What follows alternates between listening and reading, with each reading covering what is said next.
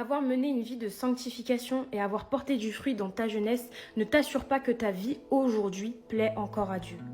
Beaucoup de personnes aujourd'hui se reposent sur les fruits qu'ils ont portés dans le passé et non sur les fruits qu'ils doivent porter aujourd'hui.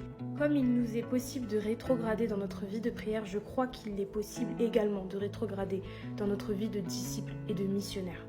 En Acte 6, on nous dit que les apôtres ont désigné 7 hommes rendant un bon témoignage pour servir aux tables. Alors parmi ces 7 hommes, le nom de Philippe, Étienne m'ont interpellé. Philippe et Étienne, malgré le fait qu'à un instant T, ils aient manifesté un bon témoignage, ils ont persévéré dans cette vie de sanctification. Philippe a été le premier évangéliste à évangéliser des villes entières à lui tout seul. Quant à Étienne, malgré une fin que beaucoup qualifieront de tragique, il a été le premier martyr de l'Église, le premier à mourir pour l'œuvre du Seigneur Jésus-Christ. Et dans sa mort, il a été comme un miroir de Jésus-Christ. Il a dit « Seigneur, pardonne-leur car ils ne savent pas ce qu'ils font », comme Jésus-Christ l'a fait sur la croix. Ce qui signifie que les premiers fruits qu'ils ont portés étaient des fruits qui leur servaient à simplement être des diacres au service des tables.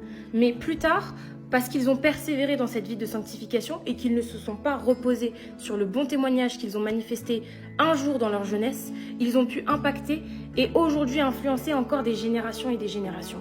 Lorsque tu te reposes sur les fruits que tu as manifestés à un instant T de ta vie, tu agis en réalité comme le jeune homme dans Matthieu 25, lorsqu'on nous parle des talents. Le Seigneur a distribué des talents à plusieurs personnes. Il y a ceux qui décident de faire fructifier ces talents en les investissant, en continuant d'œuvrer, en continuant de manifester ses dons et talents, et ceux qui décident d'agir comme le jeune homme qui les a enterrés et qui décident de garder ce que le Seigneur a donné pour eux et de ne pas les faire fructifier. Lorsque tu dis « j'ai œuvré pour le Seigneur dans ma jeunesse » ou lorsque tu dis « j'ai fait pour le Seigneur hier », tu agis comme ce jeune homme qui n'a pas fait fructifier ses talents et qui repose sur quelque chose de fragile. Bien que tout ce que tu fais pour le Seigneur n'est pas oublié, mais que le Seigneur saura le garder, toutes les fois où le Seigneur t'appelle mais que tu lui dis « Seigneur, j'ai déjà fait », à ce moment-là, tu agis comme ce jeune homme. Donc peu importe ce que tu as fait dans ta jeunesse, peu importe ce que tu as manifesté hier, continue de manifester. Marche dans l'avenir avec le Seigneur, il marchera dans l'avenir avec toi. Parce que beaucoup aujourd'hui récoltent les grâces de fruits qu'ils ont eus dans le passé et osent venir devant Dieu et dire « Seigneur, je t'avais demandé ça il y a des années et c'est que maintenant que tu manifestes. » Mais lui, quand il te demande d'aller s'évangéliser, d'aller à l'église, de prier, de te sanctifier, de changer de vie, tu lui dis « J'ai déjà fait avant ».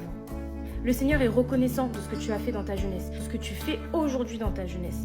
Mais n'oublie pas, ne te repose jamais sur ce qui est fait maintenant ou bien ce qui a été fait hier, mais continue d'œuvrer pour le Seigneur chaque jour. Marchons dans le futur avec le Seigneur.